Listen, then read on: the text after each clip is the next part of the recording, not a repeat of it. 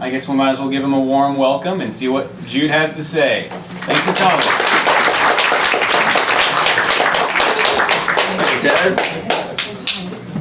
So, hi everybody. Hi. Nice to see you. Alright, yes, I'm going to give a presentation on where I've been living and working for the past 4 years in Taiwan. But before I start, thank you to the Carey Link here in Carey Link. Yeah, it's a nice community center, and they've got games and books and resources for free just to make the community better. And they have talks like this on all different subjects. So I think you're on Facebook at least, if nothing else, and get information on different talks on all sorts of subjects. So I was going to say before I get started, I'll be passing some things around. In the middle, I'm going to have a game and some prizes, so pay attention. And there'll be some food I'll share at the end I brought from Taiwan. I have this smoked seaweed and dried flower petals, I believe, that you can eat if you're interested in that. And I think they're making popcorn an hour later. We've exited the popcorn. Gotcha. All right. Well, you can fill up on some smoked seaweed. And I know we're looking at. Oh yeah. Restrooms are through this door next to a giant Santa Claus. That's all right. All right. I'll start and talk about Taiwan. I'll be talking mostly about the country itself, because some people have traveled a lot, some people have not traveled, and I'll be going through talking about Taiwan itself, the daily life of people there, food and drink, transportation, Chinese language, and that's where we'll play our game. You can guess a little bit Chinese, and family and relationships, teaching in Taiwan and the job that I do, teaching English, and I'll have a closing and question and answer. But you can ask questions at any time. If you have a short question, you're curious about something, it's no problem. Just raise your hand, that's fine. And also to help you follow along, I made this little thing. You'll be able to see where we are as we progress, so you'll know how far along we are.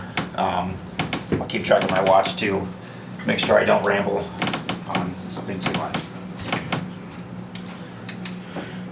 All right, Taiwan itself.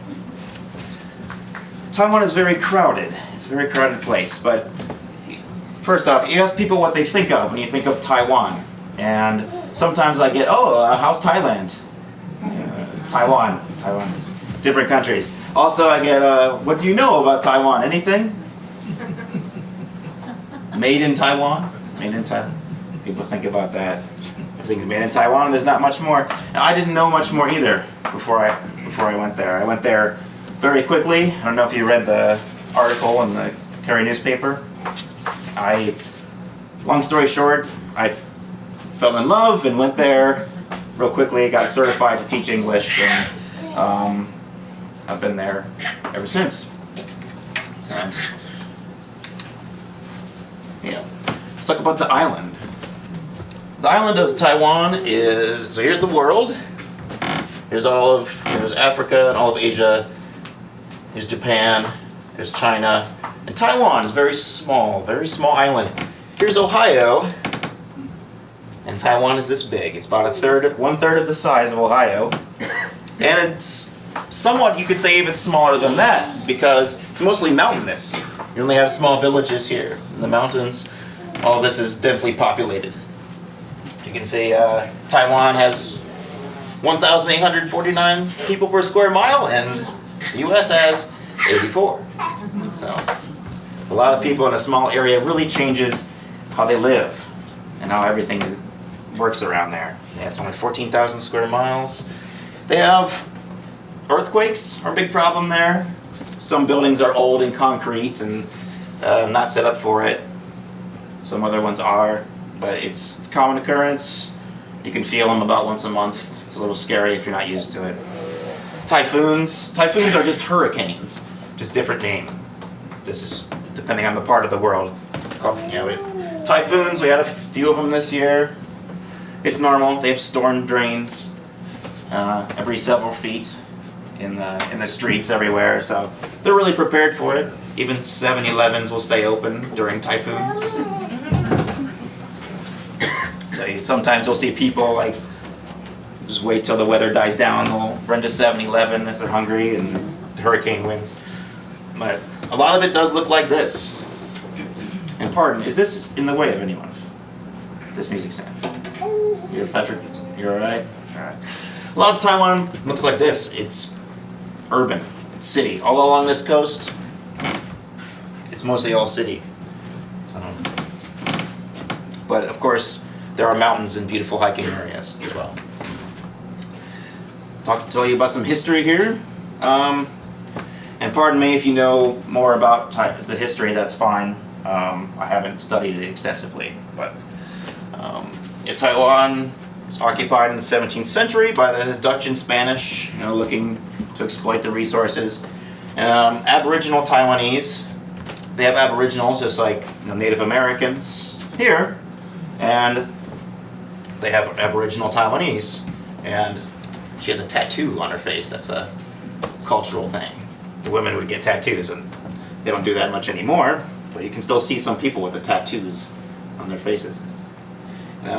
So as China started to take over, they went up to the mountains, and you see a lot of Aboriginal villages in the mountains today.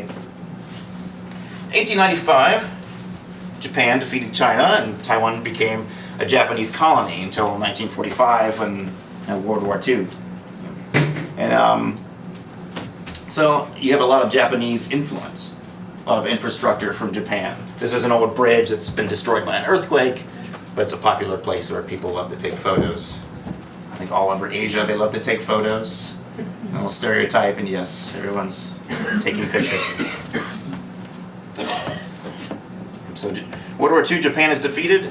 China has a civil war, and the losing KMT, that's a political party, they retreat to Taiwan.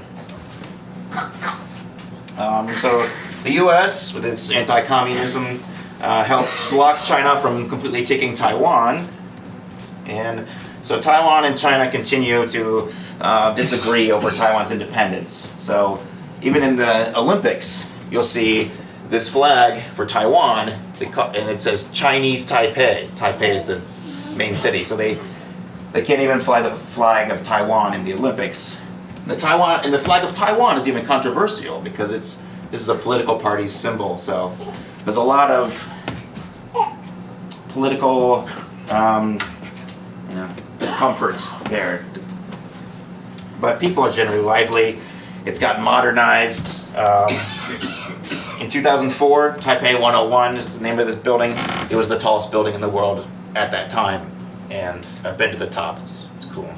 So, yeah, it's a very modern place now. Religious culture. Taiwan there are temples all over the place.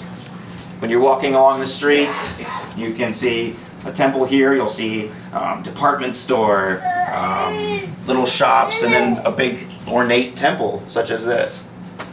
A lot of people follow the religion of Buddhism, Confucianism, Taoism, a lot of honoring their ancestors.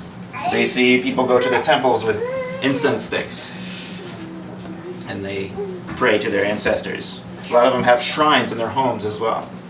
And they have festivals with a lot of gods that I don't know exactly what they're doing, but I try to follow it. It's really complicated, but they're very dedicated and have a lot of holidays based around the religion.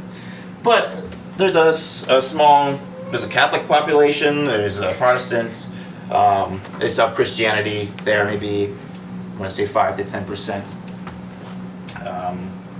Mormons riding on the bicycles, you see that occasionally. A lot of our missionaries that come from the U.S., but yeah, you'll see Mormons on the bicycles as well. And so here's a monk out begging for offerings. Alright, now, so you can see I've got over here the Taiwanese flag moving down. You can check the progress. So if you're like, you can see where we are. Alright. I'll tell you about the daily life of different people. I'll start with students, because children in Taiwan are kind of regarded as special. They intermingle with everyone, but it's really like a stage in life, even more than it is here. Because school-age kids, they go to school all day. And that's part of my job. So they wake up, they go to their normal school, elementary school, junior high, high school, and then they, most of them, maybe 80%, go to a cram school. Cram, cram your brain, that's the English adaptation, I guess, of it. Bushiban, they say. But they go there to finish their homework, to learn more, to continue their studies, to learn English. I work at a cram school, so I work about second shift hours. A lot of my time is from around 3 p.m. until 9 p.m., 9:30 p.m. And the students are there. They're not there every day. The schedule varies a little bit, but a lot of days for a student, for a child, they wake up, they get their breakfast, they go to school. It was 8 a.m. They go to their regular public elementary school, junior high school. Yeah, then it's cram school. Directly from there, and they don't go home until perhaps 9 o'clock at night. And they wake up and do the same thing. So it's a hard life for students there, but it's how it's done. It's I think on Wednesdays they get out early and they have a small break. But mostly it's this life in school, and even on Saturdays. A lot of it's test-based, very test-based there. They have, for elementary school, if you take a test at the end of elementary school, if they pass the test, if they get the best grade, then they go to a better junior high school. The junior high school test is very important, because then it chooses which high school you go to. If you're in the best in your class, the best on your test in your city, you go to your city's best high school. And then it gets even harder for the students, because whereas elementary and junior high schools are kind of regional, like in your area of the city, in your district, you have a few schools. High schools, there's only a #1 high school in the whole city. So if you are the best in your class and you live on the outskirts, then you have to wake up even earlier in order to catch the bus to make it to your high school. And then at the end of the day, even after your school and your cram school, and you have to catch the bus at night and go back home. So high schoolers get very little sleep, and you don't see them very much because they're always at school, and so they have to go to that school, whether they made it to the #1 school, and it actually has that name. I'm in the city of Taichung. That's where I live. Taichung is the 3rd largest city in Taiwan, and when you see the high schools, they actually have names such as Taichung 1st Senior High School, Taichung 2nd Senior High School. I don't think they say 3rd after that, they say somebody's name or something. But they do have 1st and 2nd, and it's right there, as if the best students go here, the 2nd best go there. And of course from there they take tests and go into universities. But the universities are a little more forgiving, they're a little more like here, very similar. Big campus, is it one of the universities? Big campus, same sort of schedule, very similar to here, so at least they get to take a break to some degree. But then they have pressure to get the good job, and then the pressure to raise a family, and they have a lot of pressure in their lives. So the daily life of adults. Here we have wake up, work, sleep. So they also work a lot, but they don't work as hard as the students, I would say, overall. Students, I feel bad for them, for the kids there, but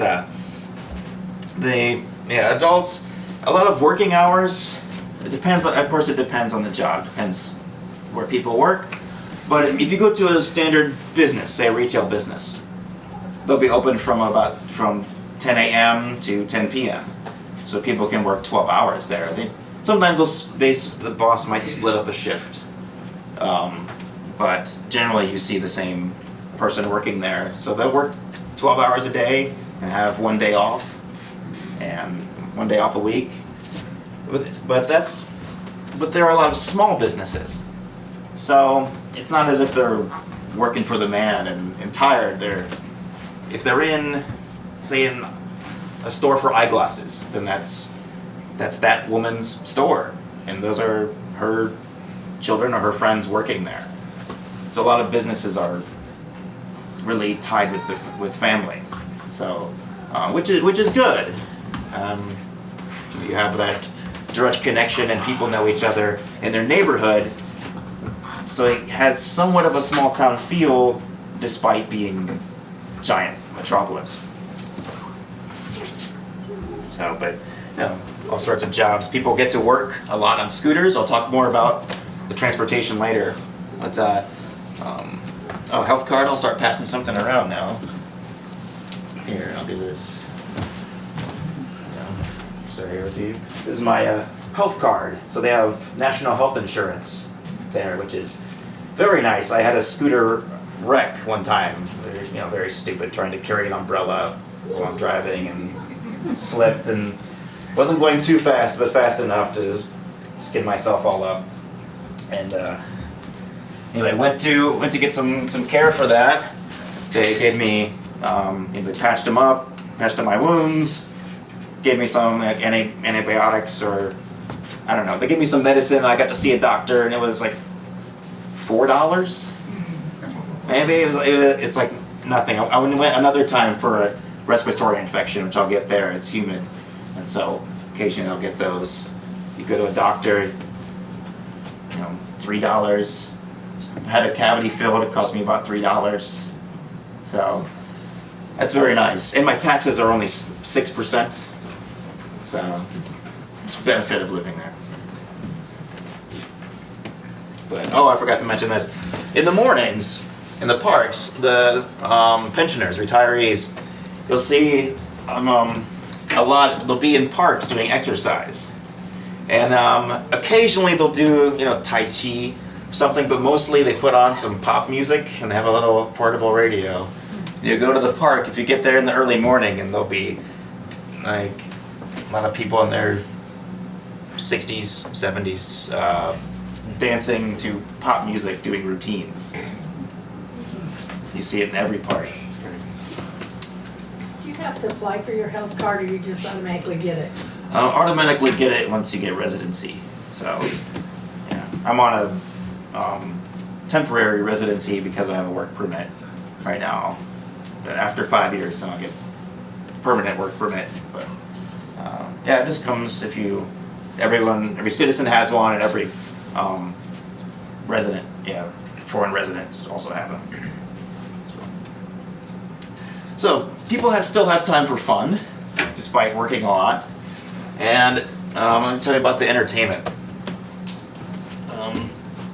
Sports are not as big as they are here, but there are a lot of baseball fans. A lot of people who like the NBA. I see a lot of my students with NBA jerseys wearing them. And, but they have ping pong, some badminton, a lot of badminton players. They really like baseball. Dining out is a really popular thing. People just love to go to restaurants, shopping, a bunch of cell phone cases and shopping malls. I have to tell you about KTV. It's a really interesting thing. KTV, the K stands for karaoke, but they don't know karaoke. They just say KTV. There it is. So when I first went to KTV with some coworkers or friends, they said, "Hey, let's go. It's a karaoke." And I said, "Okay." So I'm used to karaoke in a small town, Carey. You'd go to a bar, and there'd be someone up there with a table, and you go up and sing your songs. You go to this fancy building, and you rent out a room with your friends. It looks something like this, with a nice wraparound couch and a TV at one end. they're really fancy on the inside. And people will come in and take your orders for food and drinks. The staff will come in and you sit there for 4 hours or 3 hours. Some people are in there for a long time just mingling, and they have microphones hooked up into the chairs, so people will just sing karaoke with a TV in front of them and in their small groups. So they do that with friends for something to do, because with the population so close, people can't do a whole lot in apartments, because everyone lives in apartments. So they like to go out in order to be able to sing like that. But a lot of even businessmen will bring people to KTV and they'll do that karaoke. Sorry.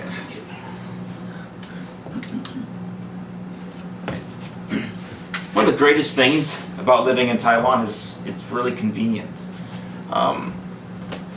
7-Elevens, this is Family Mart, which is similar. They're just convenience stores, and you can do everything at these things. You can pay your bills. They have their own shipping service, like the post office. You can mail packages from one 7-Eleven to another one.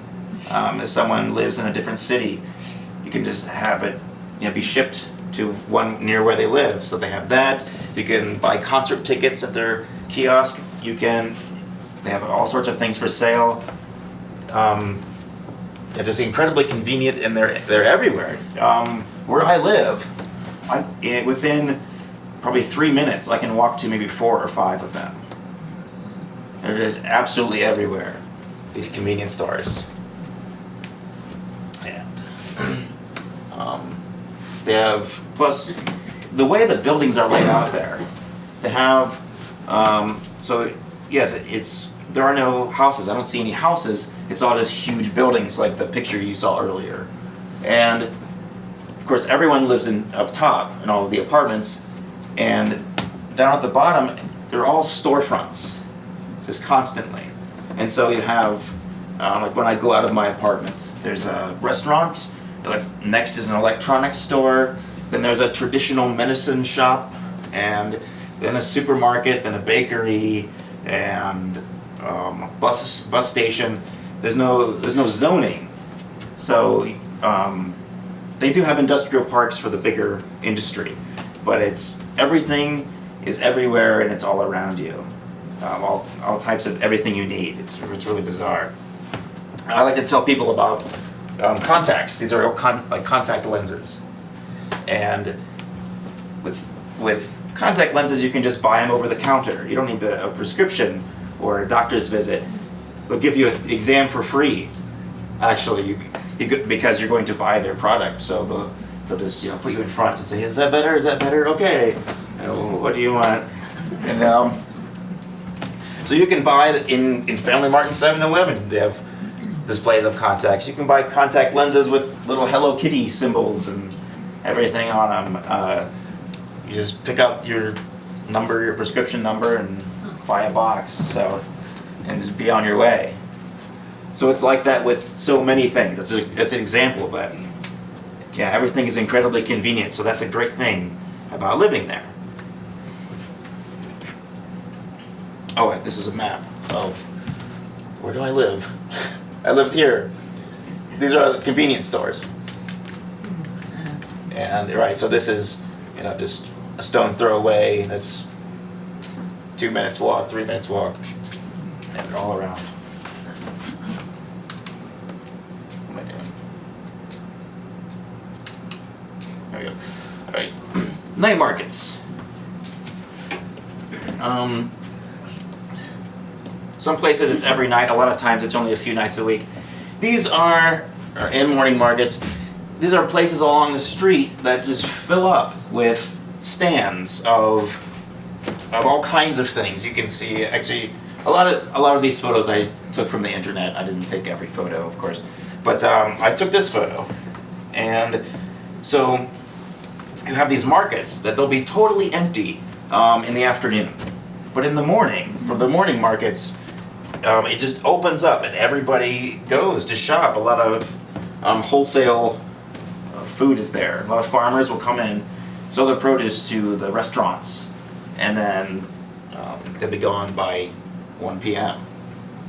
But it's not only that. They have all sorts of things. You can find, there'll be, maybe you'll see fish heads on ice. Next will be sports clothing.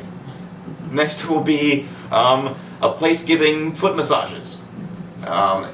It's really bizarre even to me now after living there for several years. How it's just, there's so many varieties of things. Here's like a stand just selling watches. And they can be incredibly crowded. And night markets, they're a little different. They have a lot of food vendors, a lot of clothing vendors. People go there for entertainment, more so than morning markets. Morning markets is a lot of food and shopping, but yeah, night markets people go like as a night out. A lot of young people go out to these places, but yeah, a little blurry picture, but you can see all the people. It's just walking like this all the time. Yeah, just up and down, just endless stalls, endless things.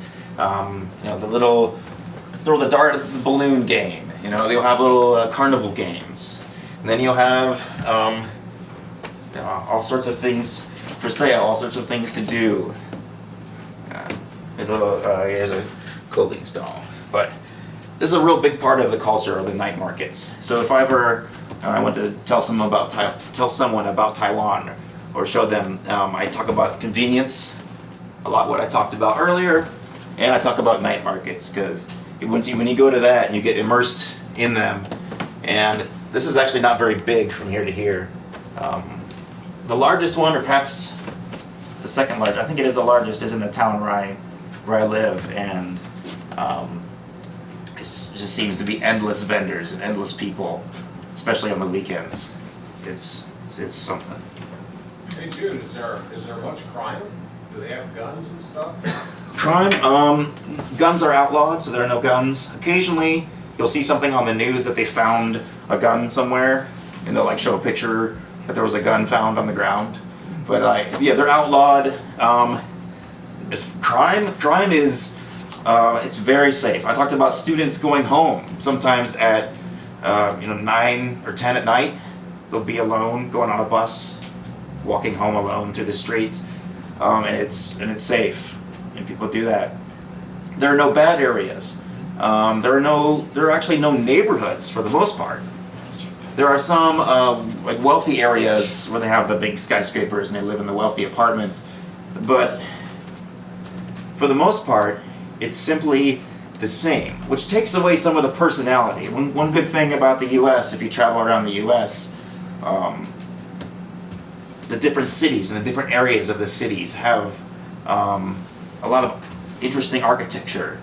The buildings in Charleston are a lot different than the buildings in Minneapolis, and you'd have the New Orleans has its own look to it, and so you have. But in Taiwan, it's a lot of the same. Just your tall buildings and your stores down below, and that's everywhere. The good thing is that it is safe. I can walk. You can pick anywhere on the map, and I feel safe going there myself, and anyone can be safe going there. So that is another great benefit, a great thing about the country. It is incredibly safe. I think there is some violence, of course. It happens. There was someone was attacking people at an ATM, hitting them on the head with a brick, and taking their money. There was a stabbing at some guy went nuts and stabbed people on the subway 2 years ago, killed 4 people, injured 20. So it happens, but it's so rare, especially I guess in comparison, not to everywhere. I mean, I feel safe going everywhere here in this town, but as far as the whole country, it's a very safe country. You've been looking at this? How do you feel about that? There's chicken feet. You see that for sale a lot? So one of the more bizarre, at least bizarre to us, foods in Taiwan. It's like, they call it 1,000-year-old egg is what they call it. It's not that old. But yeah, they sell a lot of chicken feet. They use all sorts of parts of the animals. one of the places you can go has a lot of skewered things, and you pick what you want and they grill it for you. You wait a few minutes and you buy the skewer, and I've seen chicken hearts stacked up on skewers you can buy. These are like blood rice cakes. But of course they have McDonald's and KFC and pizza and a lot of Italian places too, which I go to a lot because I'm not very fond of. It's not my thing. Not too into that. Well, a lot of seafood, soups, street food, market food. So I talked about night markets. Here's some of the food you might find there. This is squid, and it's all like fried and whatever you call it. Is it when you have like breaded? I'm not sure. Like just like fried chicken would be. Yeah, but it's squid. And people eat that. You can see the nice tentacles coming out there. So someone's making some sort of eggs. They just put egg in there, each quickly, and cook them. So people will sometimes just eat at street vendors for food because it's quick and easy. I was talking about that, where they have a lot of skewered food at this, for street food anyway, not counting restaurants. But yeah, you just pay for this. This one is, you pick one and then pick another, and if you get like several of them, it's real cheap. The cost will be about $1.20 if you get enough to feel really full. So it's very cheap, very easy. Here's some candied fruits. So that's another thing. So much tropical fruit, all different kinds I had never even heard of. So this is a lot of that. Let's see. So we got. Oh, here are some of the popular foods they've got. As far as if you think if Taiwan's famous for something, it'd probably be hot pot. They do a lot of this. It's where they have this boiling water in the middle, and so you sit at a table with your friends with this boiling pot, and you just throw pieces of meat and vegetables in there and let it cook, and then talk with your friends and cook and take it out and eat and put more in and order more, and they love that. I maybe insulted my friends a little bit in Taiwan when I said it's just like food scraps. They're like, I know, it's not for me. It's not so bad. It's just, it just looks like a bunch of pieces of this and throw it in and throw it in. Yeah, but almost every Taiwanese loves hot pot. Everyone I've talked to. Stinky tofu. This is, you can smell this from very far away. Whenever you're in a night market, they have all sorts of food and all sorts of smells. This is incredibly strong. It's, I think it smells like a hog farm and tastes like what one probably would taste like if you could combine that. But some people just absolutely adore it. It's like a fermented bean curd. So it's harmless, but it's rotten. I think it's awful. But they love it. So a lot of people love it. It's kind of hit or miss. And tea shops. What else can I pass around? I don't have a tea shop menu. I don't think so. This has some of it on here. I'll just pass out one of the menus. I'll talk about menus later. But I'm sure there's some tea on here. And I have a lot of menus you can look at later as well. But it's just a menu of things. I'll pass this along with it. It is me trying to translate some of it, which is a mess. But yeah, tea shops will be all over the place, and you can go to convenience stores, as I mentioned earlier, and get all sorts of bottled drinks and whatnot. But a lot of people they get these, and they come in. People will make them just like they're mixing a alcoholic drink, and then put it in a shaker and pour it. But they're just tea, and they're all different types. You have, and of course, bubble tea is really. Is from Taiwan. Has anyone ever had bubble tea? 2, 3, 4. Yeah, that's from Taiwan. It has tapioca balls in it, and so you have this big straw, and So if you're not used to it and you get solid, semi-solid things in your drink, and you're not used to it, they have those in some of the cans too. They'll have little like aloe jellied things, and so if you're not used to it, you'll open a can of this stuff. Oh, okay, I think it's a tea, and then you get some pieces of something in there, and if you're not used to it, you'll spit it right out. I really don't know. But, right, so the menus. So here's a menu at a tea shop. This is just tea. You can get, let's see, you can get black tea. You can get green tea. You can get black tea with honey, green tea with honey, green bubble tea with honey, and they list them all. And they've got them all. You can get small, you can get, medium, large. And they ask how much sugar you want, and it's a process. I don't go to Starbucks, but I imagine what I've heard, what people have to order, and they use a separate language to order their Starbucks coffee. I imagine it's kind of similar there. I get by because I just know what I want, what I like. I just tell them what I like, and I don't know all of it, but. All right, transportation.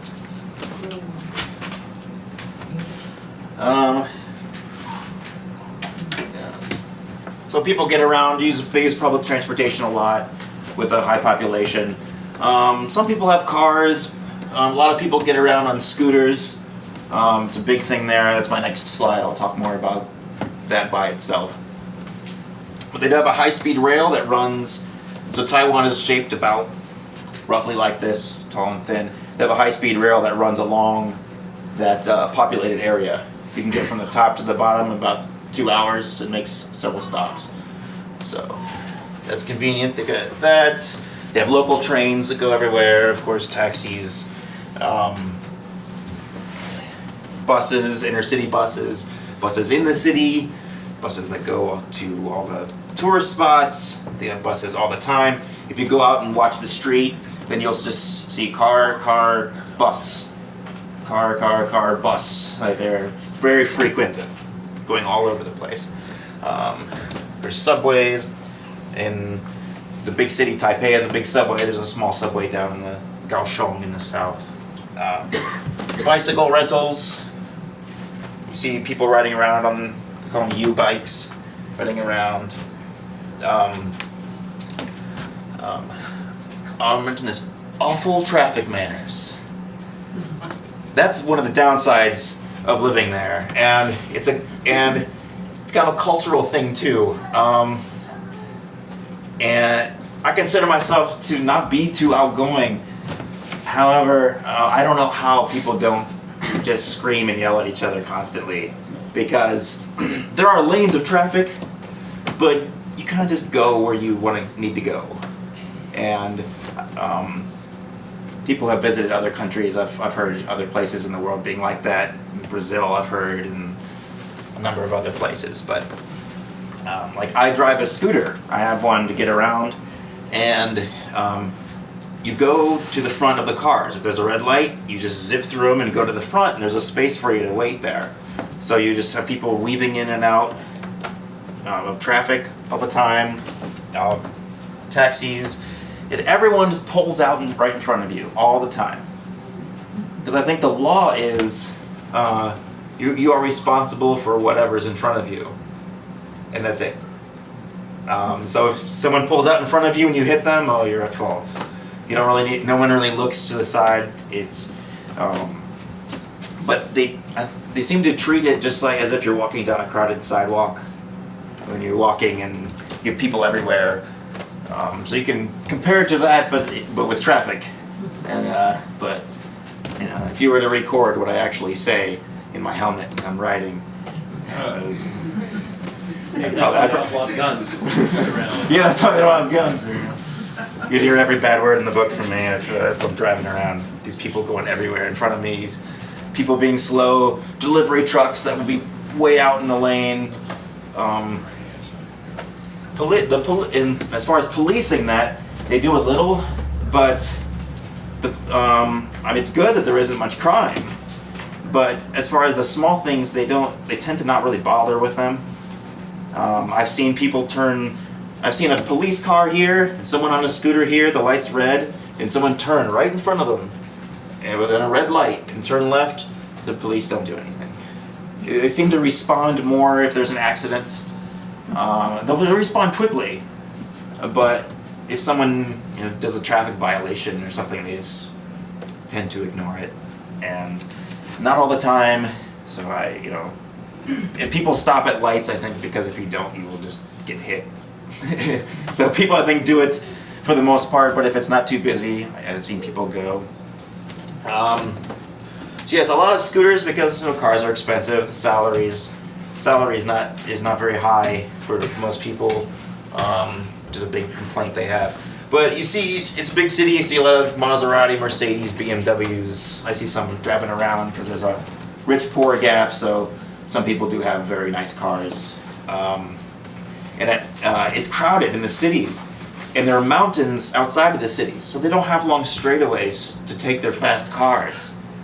So it's a little sad. You see these, you see a Lamborghini, and they're crawling in traffic, and that's what they have. That's how they use it. That's all they can do because there's no big stretch of highway like we have here. I guess they do have interstate roads and all, but you can't take it out on a country road. Like here, there's nothing of that sort. Once you get out of the city, you're in mountains and winding roads. But at night, when a lot of people have left work, they've been inside, you can hear just cars revving. You can hear their engines, because then you have no traffic for a short, just only at night. So they have the road all to themselves, and they have these big wide streets finally with no cars, and you just hear them drag racing and having fun at night, and they can finally drive their fast, fancy cars. I mentioned this coworker story. So one of my coworkers was asking about my town of Carey and where I live, and I was comparing it. And she had been out of the country. She visited Japan, but in like a big city, like Tokyo or somewhere. So I told her about there's one supermarket in the town, and if you want to go there, you drive, or you can walk 15 minutes from my parents' house here where I grew up. And she said, "Oh, well, if you need to go there, okay, can you just take a bus?" I said, "There's no bus." She said, "Well, there's like next to a train track, and you take a train and go there." No, you can't. Like, well, can you call a taxi? No, she was completely serious.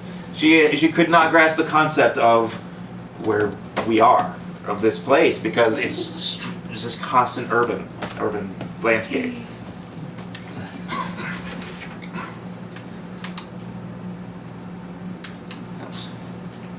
There we go. Yeah, scooters. Scooters are everywhere. You'll see something like this. It's a lot of them parked somewhere. But yes, so you can see here the cars, and they all just drive up and get wherever they can, and then the light turns green and they go. So yeah, I'll be on there. I'll be mixed in with them. And of course, when I was first learning to ride it, you could see the imprint of the logo from the handlebars in my hands because I'm gripping it so hard. And I still go a lot slower than most people because it's dangerous, and some people just zip right by you and they're real close. So I stay alive, stay safe. But even then, I had that one scooter accident. But yeah, a lot of them look like this. There are some bigger dirt bike sizes. You see very few Harley Davidson styles. Most are like this, small scooter. Just convenient. You don't need to change gears because you're doing a lot of stop and go. The seat opens up so you can store your helmet and your groceries and things you buy in there. I've seen all kinds of people, businessmen, ride these. Very normal. Yeah, families. I've seen people with have their dogs hop up and then they drive them to the park. They're supposed to be wearing helmets and they're not. That's a law that police usually enforce, but Not too much. But yeah, here's a scooter like this with a family of 4. I've seen 5. They're riding like this, and there's a child here, and then a child here, and then another parent, and the child on the back. There'll be 5 of them. There'll be 5 people on one little 125cc scooter. And then you have to park. Parking is crazy. You try to pull in. People just move other people's scooters so you can make some room, and you get in there, and you just park. When it's real crowded, it's like this. It's not always this bad, but it can be. But yeah, driving a scooter. Where do you keep your scooter at night? The bottom level of my apartment my apartment building is like a garage. So there are spaces in there to park it. Some people in their apartments, they don't have parking, so they just park on the street, and it would kind of look like this, parking against like on the sidewalks, which there aren't really sidewalks. There's kind of places to walk.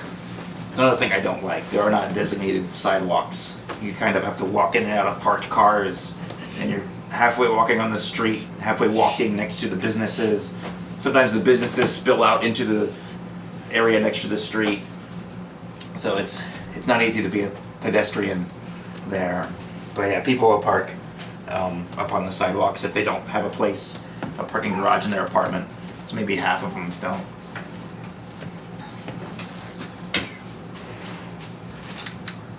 All right, Chinese language. Chinese language. I forgot my little thing up here. Did I put it here? Yeah, I did. All right, so we're about right there. This will be fast. So I don't know. I would say maybe 15 more minutes. Maybe 20 because I have a game for you. All right. So the Chinese language. This is the most challenging thing for me. I've been there 4 years. People say, "Oh, you must know Chinese very well." No, I don't. I haven't studied it that much. I could study more. I did take a class for a year, went consistently, tried to study it on my own. It's a very hard language. I'm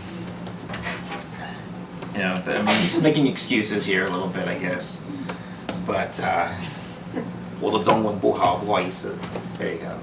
I can say a little. But so in Taiwan, they have a language called Taiwanese. It's only spoken, it's not written. But they teach it in schools, but you don't hear it most of the time. Most of the time, it's just traditional Mandarin. I say traditional Mandarin because earlier when I described the history and how China and Taiwan kind of split politically, then China, I think in the 50s, they made simplified Chinese. I think it was the 1950s. I can't remember, but the government wanted to increase literacy, so they simply made it easier to read. They took the complicated characters and simply, simplified them. So it's simplified Chinese, but they still use the old traditional, which is harder because it's more strokes and more to read in Taiwan. But there's meaning behind that. Here you see this is a generic thing. This means beauty. Actually, this is Mei, which means beauty, and Guo means country. The USA is Mei Guo, beautiful country. That's the name of the USA in Chinese. So maybe you've seen people with tattoos of Chinese, like, oh, this means love and this means peace. I got love and peace, or this means water, like that. And yes, they do. Each character can mean one thing. Like this is a name, small little dragon, and this is a surname, it's a family name. This is Li Xiaolong. It's Bruce Lee. This is Bruce Lee's name in Chinese. And this one is Gao Qiude, and this is my name. I had to have a Chinese name because when I go there, I can't just use my normal name because they don't use English letters except for just promotional things and stuff. So there's my name in Chinese. I had to choose a name. I had to choose a family name, and since I'm somewhat tall and I got there knowing very little Chinese, I chose this, Gao, which means tall or high. and it's a common name, so I'm just like Tall Jude. And Jiude, I really used Google Translate and translated my name, and it turned out to be this. Yeah, it's kind of silly, but the actor Jude Law. If you look on movie posters, you saw the movie poster earlier, the Hunger Games one. Yeah, they don't have. I don't know. This might be her name. I can't remember her name. What's her name? Jennifer Lawrence. Jennifer Lawrence. Yes. So thank you. I don't know. Maybe her name's here. Maybe it's here. I'm not sure. But they use Chinese because, if they use English and they use her name, they have adaptations for it. But just as we do, we say Taipei for we say Taiwan instead of Taiwan. They see it as written in Chinese, and that is the language. We had to change that into an English form and use our ABC, our alphabet, in order to be able to read it. And so they do the same in reverse with Chinese. And so a lot of celebrities, it's really funny when you watch movies and you see, like if there's an Arnold Schwarzenegger movie, then it will say, it'll be talking about the movie, and it'll say, Arnold Schwarzenegger. It will be like, not exactly Arnold Schwarzenegger, but they have to use their tones and their words to phonetically make it. So it's a little funny for me, but no one else is laughing.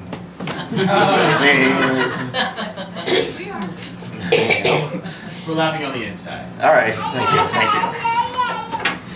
All right, so I can play you some stuff. So easy stuff. Here's some letters. Not terribly easy, but 1, 2, 3, 4, 1, 2, 3, 4, 5. 1, 2, 3, 4, 5. So those are numbers, 1 through 5. Yue means month. It also means moon. It means other things. But right now, it means month.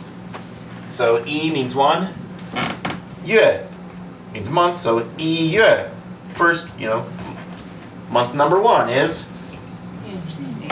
January. So yi, the number 1. Yue, month. Yi yue, January. So there's yi is number 2. What is February? Earthquake. Yeah, someone got it. Yue.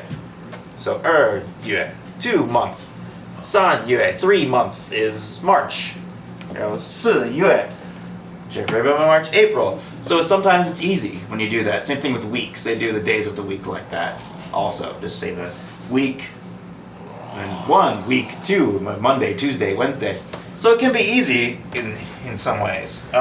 They take out a lot of the small words we use, such as like the, to, articles and things. I want to sleep. Just 我 I 要 want 睡觉 sleep. I want sleep. So sometimes if you hear people like in a Chinese restaurant here, people who have come from China and are speaking the language, or Taiwan, and are speaking the language, people like to make fun of them or hear their speech, and yes, they do sound a little bit like that, like what do you want? But that's just translating exactly what you would say in Chinese. 你要什么? You want what? So they might say that, and it might be a little funny to us, but that's because that's how Chinese is spoken. They take out all the small words like such as the and what would you like to eat? What you want? It's very direct. Right, all this tense, learning tenses drives my students nuts because we have by tomorrow I will have eaten the pizza. It's not as difficult in Chinese. Now it's hard. Now it gets hard. Now it gets difficult. Tones. Chinese is a tonal language, which means, so here's E, which means number 1. If you say E, that's 1. But if you say E, it's totally different. Totally different word. E, totally different. They have 4 tones. So you can see here, E, 2, 3, 4, 5. You see the one? There's one tone where your voice has to go straight across, like this one, E. One goes down, This one, 3, 4, 5. So, 鱼, 五, 物, the but four completely different words. And they can understand it. So when I'm trying to speak and trying to communicate, then they hear something totally different. But it can be fun with my students when before class they're speaking Chinese, and then I listen to them and I try to write what I think they say, and it's completely wrong because I hear the wrong tones, and it gives them a big laugh, and I'm saying, huh? You're saying like turkey ketchup sundae? And they just laugh because they say it's a different tone, but it sounds almost exactly the same. For example, before I said 我要睡觉, I want to sleep. 我要睡觉, I want steamed dumplings. And yeah, everybody can hear that. Everybody, it's totally natural to them. For me, it's hard. It's tough. So yeah, it's different. It's a different language. Combinations. So I was talking about one character can mean something. Like I said, this character means peace. This character means computer. This character or electric. This character means something. And yes. But when you put them together, they mean something totally different. It can change the meaning. So you have thousands of characters, and if you learn the thousands of characters and their meanings, it doesn't matter because this character will mean something. You put it next to this character, and it changes the meaning. And this character can mean something, but if it's next to this one, its meaning can change. And there are no capitalization. Spaces. They sometimes have some punctuation, but mainly it's just straight characters. Which ones go together to form the phrases to talk about certain things? I don't know. And then their tones will change. So even if you think you know what it is, it can be something completely different. Yeah. Here's a question. Yes. When you're teaching English and different English words have certain connotation used in a sentence versus others, do they have a problem catching on to that? They do. They do. And Yeah. with only 20 whatever characters plus the numbers, do they find English easy to learn in comparison to thousands of characters in Chinese? They do struggle with, they learn Chinese as their native language, but they have trouble themselves with them. A lot of kids have to keep practicing. I see them practicing writing, because writing is hard, it gets complicated. Well, yeah, it's a foreign language for them. It's really, really hard, just as French was hard for me when I took it. They have a lot of trouble with, for one thing, I can tell them things that make sense, like phonics. Phonics is a good way. If you don't know the language, you can simply look at something. The CH is ch, and then is, or k, or f. They can sound it out and halfway know it. So that helps them, except when you have read and bread. It's almost about the same, and then they get frustrated and they want to quit. So it's frustrating. I'm sure that English has a lot of exceptions to rules and all sorts of things. So it's hard for them. Yeah, and I can see why. English is not the easiest language. But, the school where I work is called Giraffe English. Giraffe is Chang Jing Lu. Chang means long, Jing means neck, Lu, deer. Chang Jing Lu, long neck deer. It's a giraffe. So if you hear Chang Jing Lu, then you know it's giraffe, right? But that's tough because Lu is also road, the sound. So if you hear Lu, you don't know if it's road or if you're talking about a deer. But if you hear Chang Jing Lu, where they just keep talking about it, they're talking, and even if you read it, you can see that they're different. But if you hear it, you don't know if it's a street or not a street. And if it's next to these two characters, you know it's a giraffe. If it's not, if it's something else, it's deer. I don't know. It's kind of tough. Plus, they have phonetic things where they take words from from English, a lot from English and even Japanese, and they use the characters just like I was saying with celebrities. They use characters that sound like it and then write them out. So this qi means to rise up, and si means like a company. So qi si, you hear that? Rising up company. Oh, like a startup company perhaps? Is that what that means? It means cheese. because it sounds like cheese. It sounds like cheese.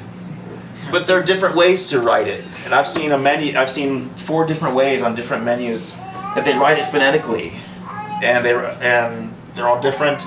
You just have to know it. You just have to be familiar with it. Tempura is like a fish, like a fried fish paste. Tempura sounds like tempura from Japanese, I believe, but you translate it, it means sweet, not spicy. So you think you're talking about a sauce or sweet and sour sauce? No, it's just a fish. All right, so phonetics. Here's a little guessing thing for you before we lead into our guessing game that I've got for you. So guess this. Listen to this and tell me what is this product that everyone knows. Coca-Cola. Boom. Before I even said it. Coca-Cola. Coca-Cola. So you see that written on Coke cans. You see the Chinese, and this is what's written on Coke cans. A+. And that, very nice. Nicely done. Nicely done. Coca-Cola. Yeah. All right, game time. Game time. So for you, I have prizes. I have some prizes for you. So here's what we're gonna do. Well, famous people from history or from the modern times, whatever. People you should know. You should know the names, just like that. Just like you saw Coca-Cola, and you had to guess Coke. Oh, that's Coca-Cola. So I have prizes, so you can raise your hand, and I'll call on you, I guess. So yeah, try to guess the famous people from their pinyin equivalent. Pinyin is this. It's using English letters with the accents so we can pronounce the tones. Tien, pu, la. So that's a way that's been developed, a system developed so speakers of English and other ones that use the alphabet can try to be able to speak Chinese. Alright. So, guess who this is? Tang Mu Ke Lu Si. Tang Mu Ke Lu Si. Yes. Tang Mu Ke Lu Si. Tom Cruise? I saw two. Right? Very nice. Maybe you can share or give us your sound. I have this prize for the first ones. This is green tea flavored like candy sticks. Alright. Very nice. Very nice. You can share some right there. Next prize is this tube of soft chocolate. Soft chocolate in a tube. These are all I brought from Taiwan. Double says art supplies. Double says art supplies. Very nice. Brush your teeth with it. Yes, that was Tom Cruise. All right, whoops. Oh, all right, next one. Ao Dai Li He Ben. Audrey Hepburn? Yes. Very nice. Audrey Hepburn. Very nice. I've got 2 more, and then we probably only have 5 minutes left after that, so we're almost finished.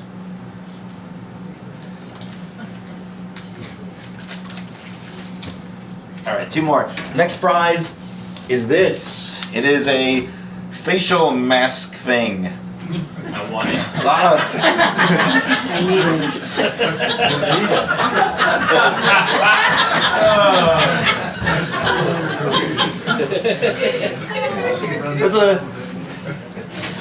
there seems to be a little more superficial beauty going on there, which is not as bad as what I've heard in Korea is like. I've heard Korea, they have plastic surgery all the time and it's normal.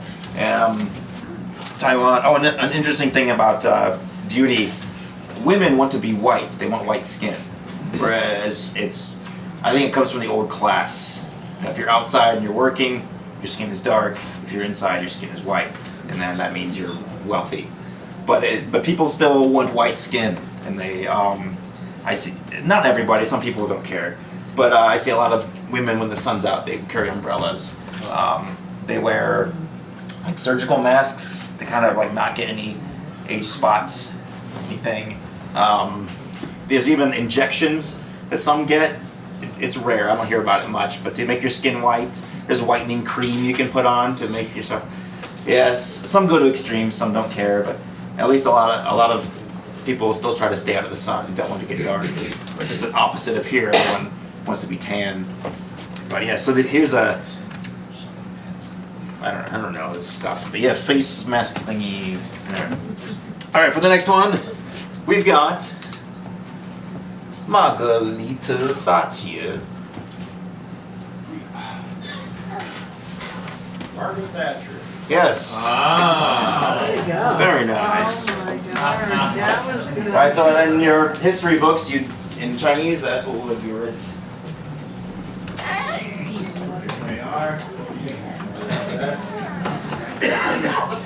And one more for the last one. It's just coin. I have some money here for afterward. We have some food. You can check out some menus. Check out. I guess I can pass these around right now before I forget, so everyone can see. I've got my my resident ID card. There's a story behind that. Maybe if we have time, I won't tell it right now. My driver's license. This is my scooter license. I can't use it. I can't drive a car with this, but I can ride a scooter with this. Did you have to take a test for that? Yes, I did. I failed the first time too. You couldn't use the international license You can use international for driving, I believe. driving. For like driving a car. I'm sorry, for driving a car. For a scooter, I think you need. I believe you need. I'm not sure. I think you need to take your test. Yeah, Caribou's kind of falling apart. Whatever. My driver's license. All right, one more, and you get a $1 Taiwan coin, which is worth about 3 cents.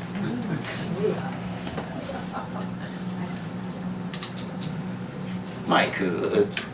Michael Jackson. Oh, I got that. Yes, that's Michael Jackson. We're getting used to it. They're getting used to it. All right. What's this? That's where you should have given that. Should have. I know. Would anyone like it? Anyone. Oh, You're the you first got person to say it was All right, I'll give it to you. There you go.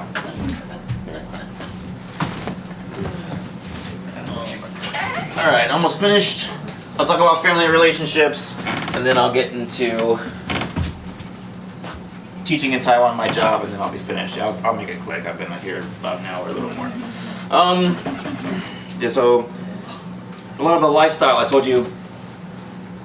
In Taiwan's students, they'll be pressured to get good grades because good grades gets you into the better schools. When you get into the better schools and then the better universities, your better grades will get you into the better jobs.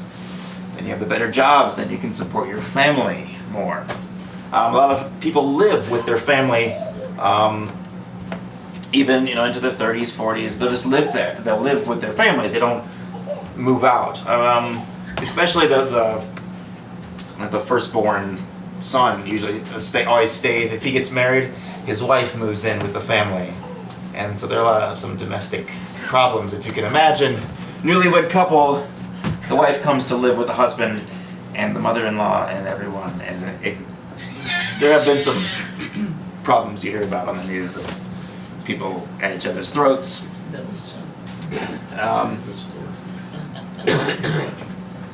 But if it's say not the oldest or a daughter, and this isn't everything, this is just traditional, which happens a lot, but some people still go out and get their own places. But they can move into a small apartment like this for a while until they have children and all. But yeah, there's a lot of pressure. Get good grades, get the good job, get the good job. Where are my grandchildren? It's constant for them. This is a tent set up for a funeral. Yeah, they'll set up a tent alongside the road usually for 2 weeks or so, 2 or 3 weeks. It'll be set up just along the side of the road, and then we'll take it down. Somewhere living. Yeah, so people all live in apartments. So there are a few houses, but a lot of people will just live in high-rise places, and so yeah, it can get really cramped. So people go out a lot for shopping, for fun, etc. But if you are wealthy, you have a wealthy, nice apartment, similar to New York, I suppose it would be, where you don't have your own house, you don't have a fancy place you live. People, caretaking for, because people will stay in homes. There's not as many nursing homes. There are a lot of people hire caretakers. If they have to work, they'll hire someone to. Usually people from Indonesia and Philippines for in-home caretaking, and so since newlyweds, especially people in their 20s, 30s, 40s, they'll be out working all day, working very hard in their business, etc. Those retired will usually take care of their children. So I see a lot of grandparents with their grandkids all over the place. Oh yeah, what about that? So what's an average family size and what's an average apartment size? Let's see. Usually apartments, kids have their own room, they share it, or they share it with one sibling. Average family size, I think there's a low birth rate in Taiwan because a lot of people, I think they have to focus on work, they have to focus on this. But there's no like one-child law or anything like that in Taiwan. I think people simply are busy and they don't want children, or I'm not sure. But I have students who have 2 or 3 siblings, and I have a lot of only child students as well. So there's a mix. Average family size, it would maybe be 3 or 4. Father, mother, 1 child, maybe 2. Sometimes you see 3, but not very big families.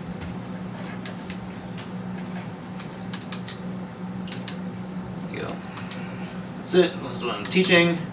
Okay, so my job in Taiwan, I told you already that I teach at a cram school. I go from class to class, kind of being the foreigner face. On a positive note, I have the experience to culture. I know slang. I know the native language. I don't say things all strange. You should see some of the translations that they have on, like on the tea shops, where they have the advertisement. They'll be in Chinese, but then they'll say something in English, such as, good drink make you happy, or good drink give you happy. Happy is good, every day, and then some huge word like splendid and delicious. It's like, what? So, some of the reason that I am there, that they employ a lot of native speakers there, is to give the kids some exposure and to kind of correct the wrong things that they've learned. A lot of it's because I'm supposed to do a lot of speaking with them so that they can pick up the correct accent, the correct intonation of voice, because the intonation is very hard for them, because in Chinese, there's no "how are you?" Their voice doesn't go up, because that would be a different word. You. Yeah, it's all different. So the intonation, being able to speak like that, and because a lot of what you hear when especially younger students try to speak, is they say it's very choppy, like hello, how are you? Because every character in Chinese is a syllable, so they want to say syllables and they want to separate them. They want to say hello, how are you? I am fine. I am a student in Taiwan, and so they want to talk like that because that's how Chinese is spoken, and it's really hard for them to get it flowing in English. So, but also on a negative side, cram schools are for profit. Parents will teach their children. They'll pay money for their kids to go to this extra school because they want their kids to excel and want their kids to look good for their families, to be able to support their families, and plus they just simply care about their children and want them to get good jobs and do well in life. And so they'll pay money, and it looks good for a school to have a foreign face there. We have a foreign teacher. Your school doesn't. Our school is better. So, and plus, the way I teach, there are so many different classes, and that in my job I will have 30 minutes here. Then I go to the next classroom, teach a lesson for 30 minutes, and I don't see that group of kids for another week. So some classes are an hour, some are 30 minutes, but I have a little, like over 200 students, 200 different kids that I see in 1 week, because it's this class of 15, then I move on to the next class, and the next class, so I don't get to teach them in like that set of students very much. I learn their names over time, so I know about 220 names of their English names. They get English names, just like here when you take a Spanish class, you get a Spanish name. They do the same. But yeah, so I am a little bit of a figurehead in that sense, but a lot of it's what you make of it. Some foreigners like me that teach there, they're aware of that and they take advantage of it, and so. But then others, they put a lot into it because they want to, and they want to have an impact, and so you get a mix of foreigners over there whom you like, whom you don't like, because they're just milking the system, and others who try really hard, and so. So how do they perceive Americans in general? In general, very good. They're really polite. Occasionally, I'll get some people who don't like me. There's because of a little bit of racism, because Americans are generally louder than they are. Because like I was talking about traffic earlier, if someone pulls out in front of them, they won't say, "Hey," they won't yell at them or tell them to get out. They'll be very quiet. If something's bad, you're just quiet and you just let it go. You don't bring it up. And so Americans are generally louder. They'll complain more. Plus, just because of a new race coming in, and they don't like their people or their especially the men, and younger men, would not like someone like me coming in and being an influence, but I don't get that very much. Mostly I get people who want to practice their English, and they'll know a little bit, and they'll stop me and say, hey, how are you? Occasionally I'll get that. So people are really polite and nice for the most part, but there is a little bit of tension sometimes, and some of it is due to the people, like I said, who go there and know that they can get an easy job teaching English, and they don't try very hard, and so they just go out and do things and just abuse their higher salaries, abuse their privileges and stuff. So, but yeah, so my salary is higher than most standard workers there, and I also work fewer hours. So some of it's just they're a little upset that happens, and I would be too, if some foreigner came in and worked less and got paid more. So it's a little bit of that. But my hours, I only work about 30 hours a week teaching. Salary, I make as much as, say, someone in marketing, because I was talking to someone who's working there and had to, go to the office every day, and I make a little more than he does. But, so there's some challenges, lack of discipline sometimes. Some classes I have are good.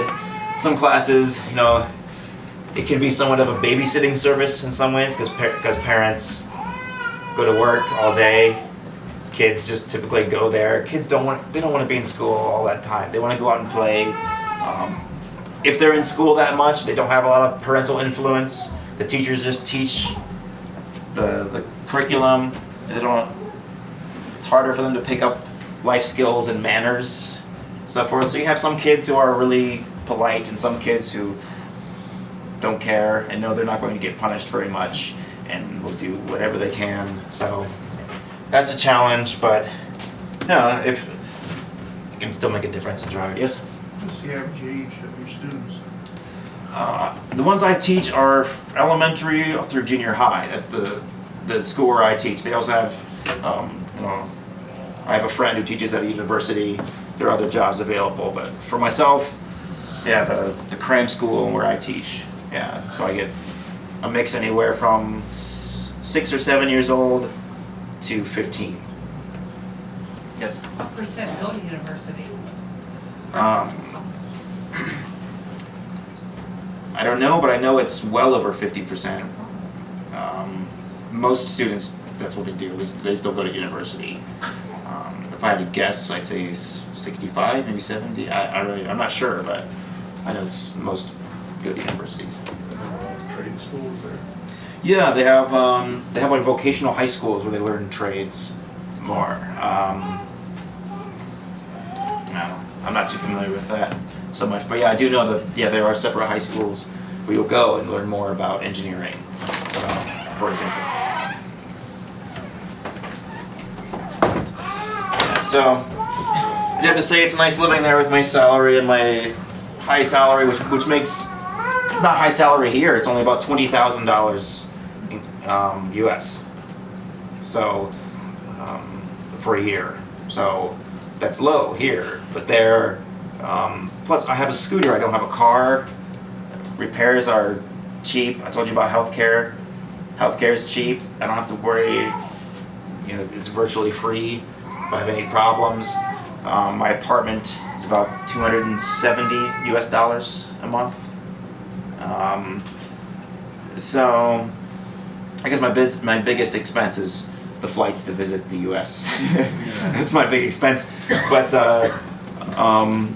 so it's easy to save money if you go over there, just because the cost of living is low. I don't even have a kitchen. A lot of places don't have a kitchen. Bigger apartments for families do, but a lot of apartments don't because you don't need one, because there are food vendors just everywhere and fresh vegetables in the markets and fruits all the time. A lot of people just go out to eat, because that's all you need. You don't need a kitchen. But it's cheap. It's not like here where if you go out to eat, you're going to spend $15 or something. There, it's more like $2 to go out to eat or less. There are a lot of variations in the temperature year round, or? Oh, all right, I forgot to mention that. Thank you. The summers are similar to Ohio. They're humid, and it gets about the same temperature. It's hot, and they last a little longer. The winters, they get around maybe 45 degrees Fahrenheit in the winter, at 45 to 50, which doesn't sound too bad, but they don't have insulation nor heat in buildings. So it gets cold at night. You're in these buildings made of concrete with no insulation, no heat. So I'm sitting there with 4 blankets on at night. So winters can be cold. We had a company party last January, and everyone's in fancy clothes because it's a nice fancy company party.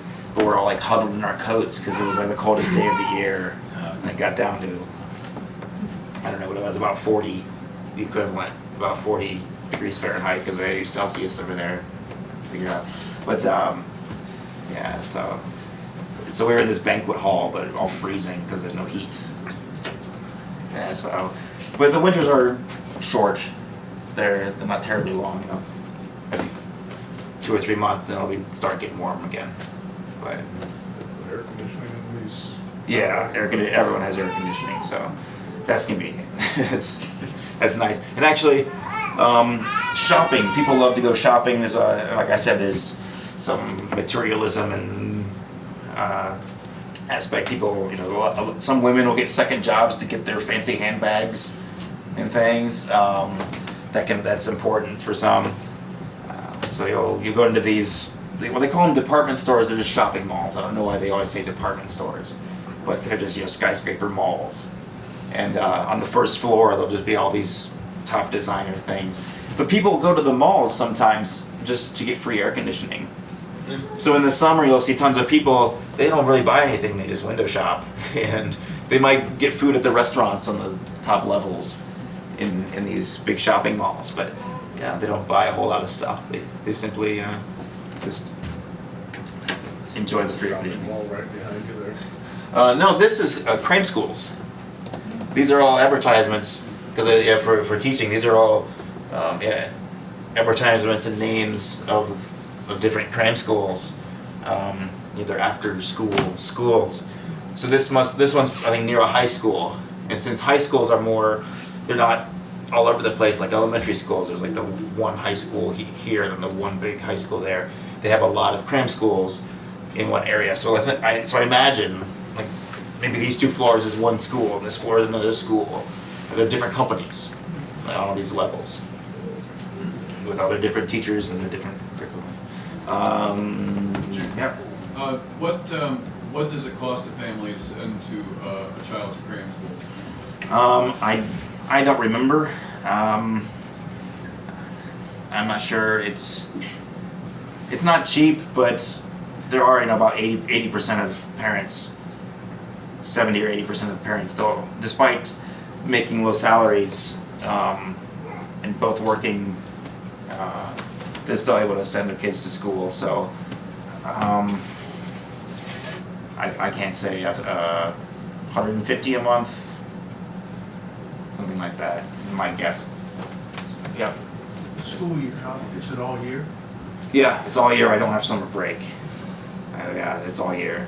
They have summer break, but it's another sad thing about the students. They do have a summer vacation. It's short. I'm not sure how long it is, a month and a half or so. So it's shorter, but that just means they don't go to their elementary or junior high school.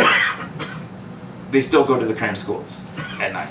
So they're like, oh, we don't have school, but they still have evening school where I teach at cram schools. So they don't, I feel bad. Yeah, I think of myself growing up and it's summer and there's nearly 3 months of just, the sun rises, go out, streetlights turn on, you go home. And you go out and just play basketball or all day or whatever. So they don't get that, but they get something. They do have field trips in their school, and they do get out, and they have their gym class, so they have activities, but it's a lot more school. But you get vacation then, like now that you get off? Right. I'm allowed, I think, 2 weeks a year. I think I can ask for more. It's kind of a gray area. Don't ask for too much. We'll give you some vacation, but I think on my contract it says 2 weeks, and also Chinese New Year. Chinese New Year is a holiday that lasts a week, so I get a full week off. Everyone gets a week off except for those who have to work, like in hospitals, and 7-Eleven's always open. So people always work there, but yeah, for New Year, for Chinese New Year, I get that time off also, and there are a few more holidays there than are here. Not a whole lot more, but I have a lot of 3-day weekends and so forth that I'll be able to take. Yes? What made you decide this is what you wanted to do? Decide that? I was working in Yellowstone National Park, and I've worked there 3 times, and the most recent time was about 5 years ago, thereabouts. We had a lot of foreign workers come and work at the resorts in the U.S. If you've ever been to resorts, you see some people from Eastern Europe, there's some people from Taiwan working there, and there was a young woman from Taiwan working there. I was interested in her, she was interested in me. She asked me to go swimming with a group of people and in a river in the mountains in Yellowstone National Park. So I went with them, and to make this story short, she almost drowned. She got swept under a waterfall and they couldn't find her, so I had to swim into the water and pull her out of the water. She was this far underwater, not breathing, lips were blue.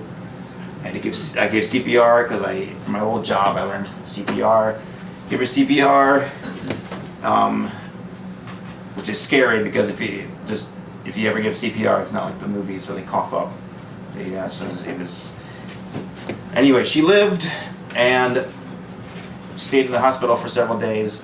Went back to work at Yellowstone and finished her contract. And she and I got very close. We had already been interested in each other, but got very close after that, as you can imagine, and so she went back to Taiwan when her summer work was up. I went to Portland, Oregon to take a class because I suddenly thought I had to go to Taiwan.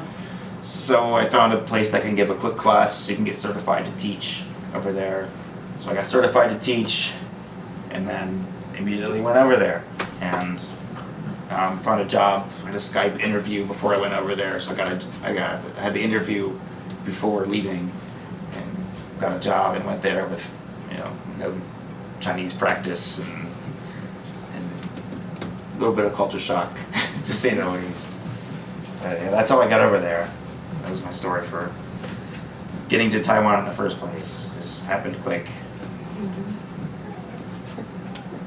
Anything more? Foreigners, expats. A lot of the foreigners in Taiwan are actually from Southeast Asia, Indonesia and Philippines. And they do a lot of the labor work, a lot of construction. Construction's where the money is. That's where some of the corruption and the big money and the fast cars you see. Not all corrupt. It's just a lot of money goes into construction projects, and so they hire a lot of foreign laborers on contracts to work for a year or 2 years. Same thing on fishing vessels. A lot of people work there, and so which is a real separation, because you think of foreigners and it's kind of, you have your blue collar foreigners and your white collar foreigners. A lot of people from Western countries like the US and in Europe, they're either teachers, missionaries, or in some sort of business. Of course you can have certainly people from Philippines and Indonesia in business and teaching and so forth, but they just hire a lot of caretakers and a lot of workers. So most are from there, that you see who are working, the foreigners. I met a guy who's a foreigner from the US. He was teaching their military how to fly Black Hawk helicopters. So people can have some different jobs over there besides teaching, but I think teaching is the #1 occupation for at least Americans and people from the UK. But Jude, what's this slide down in the lower right corner? Is that a little political statement? right, because especially a lot of the caretakers and even the laborers, there are a lot of stories about mistreatment. Because and there's some racism there too. It's I mean, I am not really qualified to make this comparison, but I will, about Mexicans in the United States. Now, their foreigners come here. Some don't. Some have no problem. Some don't like them. They work for cheaper labor. They get hired for industrial jobs and so forth. To some degree, as far as stereotypes and everything, would be if you could compare it to that. And so there is mistreatment of some of them. You hear about people abusing caretakers in their homes, not letting them leave, making them work, and keep working, and you can't go to sleep, you have to keep working. I've heard of people, men on fishing vessels, who just can't leave. They just have to keep working, and they go there in debt and then have to pay off debt, and eventually they can start to make money. They're not all abused, because they still go there to work. Some are alright, but I hear a lot of stories about abuse. But there are abuse of people also who are native English speakers like myself. There's abuse there too. You go to a school and what you were promised, the salary might be the same, but then they'll just give you more hours and there's nothing you can do. You can't complain about it. I tried teaching at another school once, and they put me in a room with 50 kids, of junior high kids who didn't want to learn, and it was chaos. And they just said, deal with it. But yes, this picture you spoke of, yeah. So there are some organizations and some I don't know about unions, but some solidarity there between some of the workers, because to counteract the abuse which happens to some of the laborers from Southeast Asia. Jude, with that small island, and that many people per square mile, what are they doing with their trash? Good point, good point. Incinerators, some of it, and recycling. Taiwan has one of the best recycling in the world, some of the best.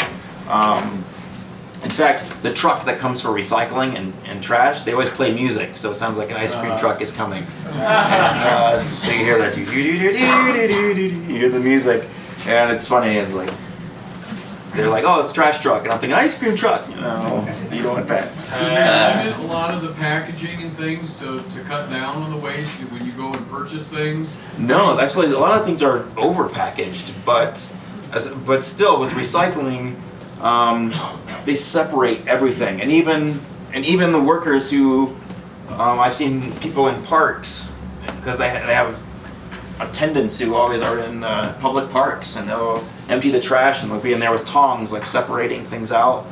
Even if they have different bins, all like the recycling bin and the standard bin, trash bin, but there's a lot of recycling done. And So even when you eat like at one of the little food courts or whatever, is a lot of the packaging that you're eating off of, whether it be the spoon or the tray or whatever, is that recycled or is Yes. that incinerated or? right, a lot of it is recycled. Though a lot of things that you maybe could recycle in some places. In the U.S., they like the styrofoam they recycle that. They'll find uses for like all of your cardboard and the boxes. So all the things that you think probably could be recycled, yes, they find a way and they recycle. They recycle. It's not like, oh, we only take number 1 plastic. We don't take the number 5s or whatever. They do everything. So they recycle a lot. And, it still produces a lot of trash with all the people. But as far as I know, it's incinerators for all that, for the most part. But yeah, they do have I do know it is per capita or something a great, one of the best recycling programs, simply out of necessity perhaps. Yeah, so that's all. It's challenging living there with a language that I should study more, but it's hard. The traffic is in chaos. This foreign thing, everything, things are done differently. The way you do things has to be different. This is in the culture, so it's a challenging place even after living there for 4 years, but it's incredibly convenient. I was talking, it's very, very safe. People are generally passive. They don't really go out and have confrontations as much. There aren't people yelling at each other and having arguments nearly as much, except maybe some domestic things where you have the people living together and the new families. Sometimes you hear them out my apartment window from time to time, but it's always something new. It's a small country, but there's so many places to visit, so many hiking opportunities, so many places by the sea. A lot of towns have their little claims to fame. There's the town that has the mushrooms, and there's the town that has this and that. And health coverage, I can't complain about that. A lot of the doctors have degrees from the U.S., and then they go back to Taiwan. I think it's supplemented a lot, but it's great healthcare, and if you'd like to go, or if you'd like to teach, then maybe I can talk to you later about it. But yeah, it's a place in the world that often gets overlooked and gets confused with Thailand simply because of the name Taiwan, Thailand. But a totally different place. Excuse me. Has it's a really different and amazing place in the world. Now, I have some money you can look at that I brought, some like other coins and the bills. It's about 30 to 1, so this 100 is about $3.35 or so. You can take a look at some of the money. I brought some seaweed that smoked seaweed. They come in packages. A lot of packaging we discussed. Now they're in this, and then now we have to open this package. I imagine they'll have packaging, and now they're even in these packages. So yeah, they do a lot of packaging. I don't know, but right. So there's this, and then I have like 2 more like that, so you're welcome to, and I think in each one there are several strips, so you can, if there aren't enough, you can share it with, if you want to try it. But I also have these you can try. I have this bag of this dried flower petals. They're sweet, and they're good. They won't kill you. So, these are really good. So, you're welcome to those, and to take a look at some more menus, and not sure where the things I passed around ended up. Okay, alright, so I'll go get those. But that is all. Thank you for listening to my talk.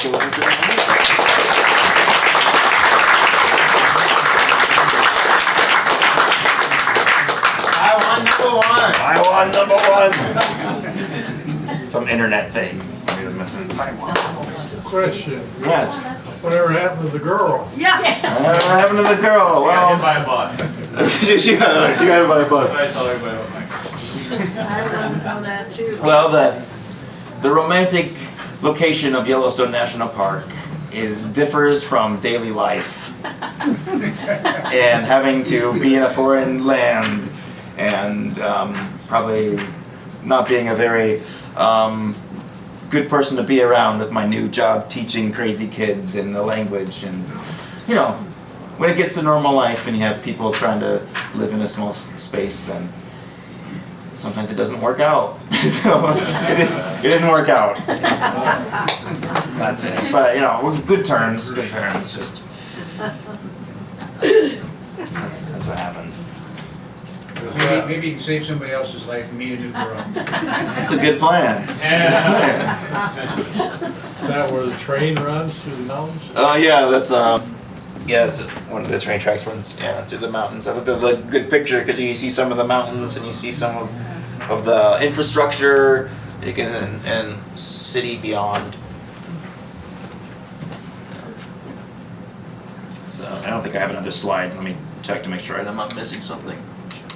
That's all. That's all, folks. There it is. So any more questions about anything? Yes. Do a great number of the people speak some broken English, or you? Not so much. Younger people are starting to speak it more, but I've been to Europe, and especially in recent years in Europe, English is spoken by everyone almost, and you'll be fine. In Taiwan,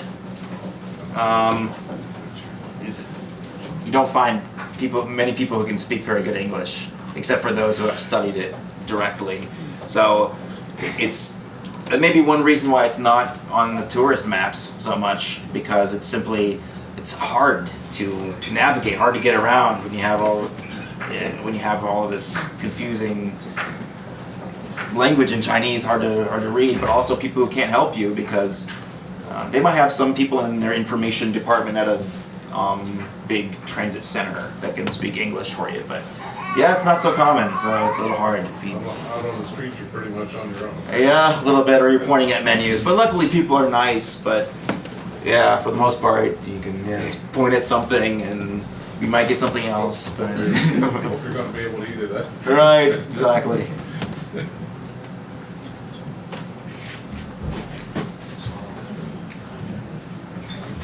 Okay. Thanks again, Jude. Yep, thank you.